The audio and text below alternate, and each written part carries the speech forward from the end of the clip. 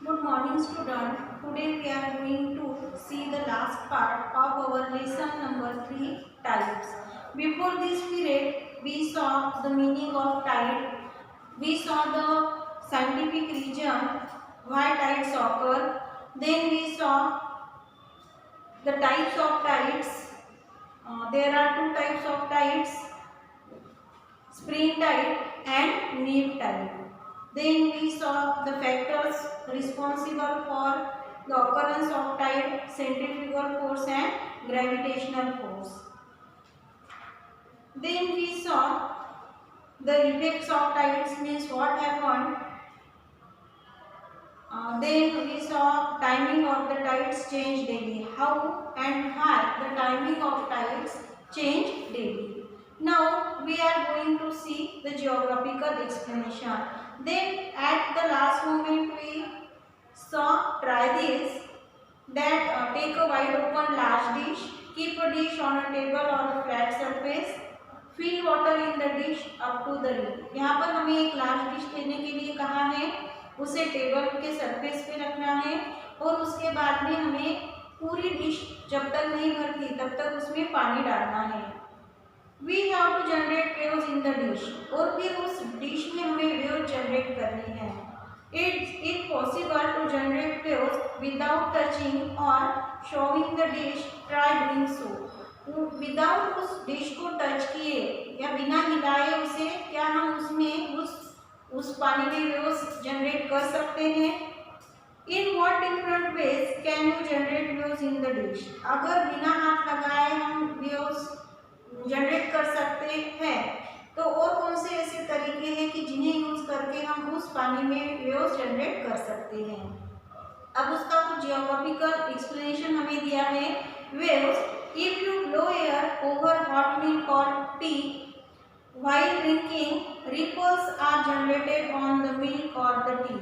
जब हम मिल्क या फिर टी पीते हैं तब जब हम गर्म मिल्क और टी लेते हैं, हम क्या करते हैं, उसे ठंडा करने के लिए उसके ऊपर हम फूंक मारते हैं. हम क्या करते हैं, उसके ऊपर फूंक मारते हैं और जब हम उसके ऊपर फूंक मारते हैं तब उसके ऊपर कुछ वेव्स, कुछ रिपल्स जनरेट होते हैं. In the same way, because of the force of the wind, water appears to be moving. और इसी तरीके से जब एयर का जो विंड का फोर्स होता है, जब विंड का फोर्स पानी के ऊपर बढ़ता है तब हमें वो पानी मूव करता हुआ, हिलता हुआ दिखाई देता है. The sea water gets pushed by the wind. समुद्र का जो पानी होता है, सी वाटर जो है वो हवा की वजह से, विंड की वजह से क्या होता है, पुश किया जाता है, उसे ढकला जाता है. The sea water gets pushed by the wind and ripples are generated on the water surface. और जैसे ही विंड के फोर्स की वजह से पानी के ऊपर पानी पुश किया जाता है, वाटर पुश होता है, तब उसके ऊपर उस पानी के सरफेस के ऊपर कुछ रिपल्स जनरेट होते हैं. These are called waves. और ये जो रिपल्स जनरेट होते हैं उन्हीं रिपल्स को हम वेव्स कहते हैं. The sea water moves up and down or slightly forward and backward due to the waves. अब ये जो सी वाटर होता है, ये सी वाटर ऊपर नीचे या फिर एक साइड से फॉरवर्ड या बैकवर्ड हो जाता है इन वेव्स की वजह से. ये जो वेव्स है वो उस सी वाटर को ऊपर नीचे या फिर फॉरवर्ड बैकवर्ड लेकर जाते हैं. The waves bring the energy contained in them to the coast. और ये जो वेव्स होते हैं, ये वेव्स उनमें जो एनर्जी है उस एनर्जी को कोस्ट की तरफ लाने की कोशिश करते हैं. They break in the shallow waters near the coast. और जहाँ पर कोस्ट के पास में जहाँ पर शैलो वाटर होता है वहाँ पर वो आकर ब्रेक होते हैं. Large or small waves are formed continuously at the surface of the sea. और इस तरीके से विंड के पुश करने की वजह से जो सरफेस है सी का, वहाँ पर लार्ज या स्मॉल वेव्स कंटिन्यूअसली तैयार होते हैं. Generation of waves is a natural and regularly occurring phenomena too. ये जो वेव्स यहाँ पर जनरेट होते हैं, ये वेव जनरेट होना एक नेचुरली और रेगुलरली ऑकरिंग ऐसा फिनोमिना है.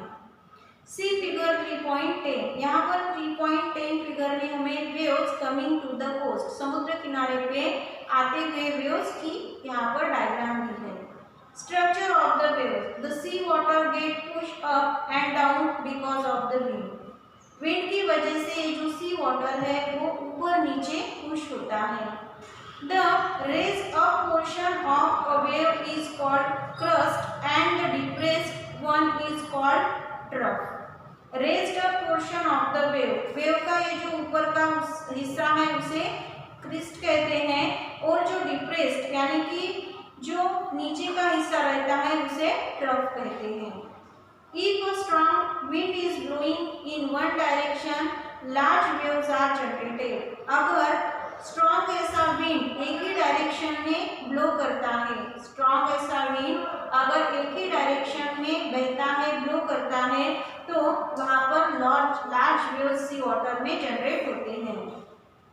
The vertical distance between a crest and the following trough is called the amplitude of the wave, whereas the distance between the two successive crest or trough is called wavelength. Vertical distance between a crest and the following trough. crest और trough जो है इनके बीच में का जो vertical distance होता है उसे amplitude कहा जाता है, और दो successive crest और trough के बीच में का जो distance होता है उसे wavelength कहते हैं। The wavelength, its amplitude and its velocity depend on the velocity of the wind.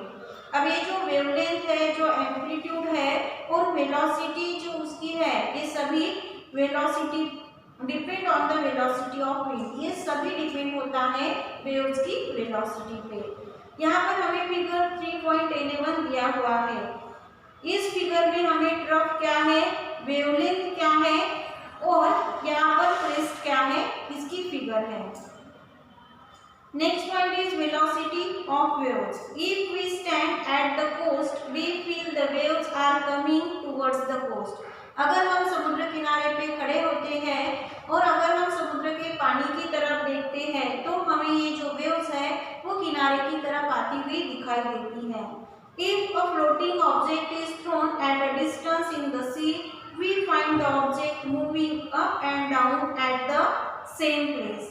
अगर हम कोई फ्लोटिंग यानी कि पानी के ऊपर तरंगने वाली चीज कुछ डिस्टेंस पर फेंकते हैं, पानी में सी वाटर में फेंकते हैं, तो वहां पर हमें वो उसी जगह पे ऊपर नीचे होती हुई दिखाई देती है। It does not come to the coast, वो समुद्र के किनारे पे वापस नहीं आती। It means the water forming the wave also does not come to the coast. इसका मतलब है अगर हमने फेंका हुआ जो ऑब्जेक्ट है वो वहीं पे अगर वहां पर ही ऊपर नीचे हो रहा है जहाँ पर हमने उसे फेंका था, इसका मतलब है कि जो वेव्स उस पानी में तैयार होते हैं वो भी समुद्र के किनारे पर नहीं आते। Remember that the water in the wave does not move, what moves is the energy. पानी के अंदर जो वेव्स तैयार होते हैं वो मूव नहीं करते, जो वेव्स तैयार होते हैं वो उसी जगह पे रहते हैं, लेकिन जो समुद्र किनारे पर आता है जिसे हम वेव कहते हैं वो उसकी एनर्जी होती है। The main reason of wave generation is wind, but at times due to earthquakes or volcanic eruptions occurring below the floor of the sea, waves get generated. बहुत हमने देखा है कि वेव्स के जनरेशन के लिए क्या रिस्पॉन्सिबल है, उसके लिए रिस्पॉन्सिबल या उसका रीजन है विंड। विंड की वजह से वेव्स तैयार होते हैं, लेकिन बहुत बार और अर्थक्वेक होने की वजह से या सी का जो वाटर है उस सी के वाटर के बिलो जो उसका सी बेस होता है वहाँ पर वोल्केनिक इरप्शन होने की वजह से या फिर अर्थक्वेक की वजह से भी वेव जनरेट होते हैं। सच waves assume a great height in the shallow water near the coast. अगर अर्थक्वेक की वजह से या वोल्केनिक इरप्शन की वजह से कहीं पर वेव जनरेट हो रहे हैं तो ये जो वेव्स है वो समुद्र किनारे पे बहुत ज़्यादा हाइट में आते हैं, बहुत ज़्यादा ऊंचे होते हैं। These waves are very destructive, और ये जो वेव्स है वो बहुत विध्वंसक, बहुत घातक होते हैं। They cause huge loss of property and life. ऐसे वेव्स अगर तैयार तैयार हुए हैं तो उसकी वजह से प्रॉपर्टी का और लाइफ का भी नुकसान होता है। These waves are called tsunamis, और ऐसे जो वेव्स तैयार होते हैं उन्हें सुनामी कहते हैं। In 2004, tsunami waves were generated because of the earthquake that took place near Sumatra Island of Indonesia. Indonesia के सुमात्रा आइलैंड पे जहां पर अर्थक्वेक होने की वजह से 2004 में ऐसे सुनामी वेव्स तैयार हुए थे। They devastated the east coast of India as well as of Sri Lanka, और इस सुनामी की वजह से 2004 में इंडिया का ईस्ट कोस्ट और श्रीलंका का वेस्ट श्रीलंका भी डिस्ट्रक्ट हुए थे। The waves cause erosion along the headlands and create beaches in the protected locations in the bays. ये जो वेव्स होते हैं इसके वजह से इरोशन भी होता है, और इरोशन अलोंग द हेडलैंड्स, जो हेडलैंड्स होते हैं वहाँ पर इरोशन होता है, और इसकी वजह से बीचेस भी तैयार होते हैं जो बेस को प्रोटेक्ट करते हैं। Always remember, if earthquake occurs in the ocean, the coastal area face a risk of tsunami. अगर कभी भी ओशियन में, समुद्र में अगर कभी भी अर्थक्वेक आता है तो उसकी वजह से वहाँ का जो कोस्टल एरिया है उसको सुनामी की रिस्क होती है। In such cases, it is better to go away from the coast or towards higher altitude. अगर कहीं पर ऐसी सिचुएशन आ रही है तो उस सिचुएशन में सबसे अच्छा है कि हम हायर अल्टीट्यूड पे या उस समुद्र किनारे से दूर चले जाएं। This way, loss of life can be avoided. इस तरीके से लाइफ के जो लॉस होंगे उसे हम अवॉइड कर सकते हैं। We complete our lesson here, and we will take the question and answer of this lesson in our next period. Thank you.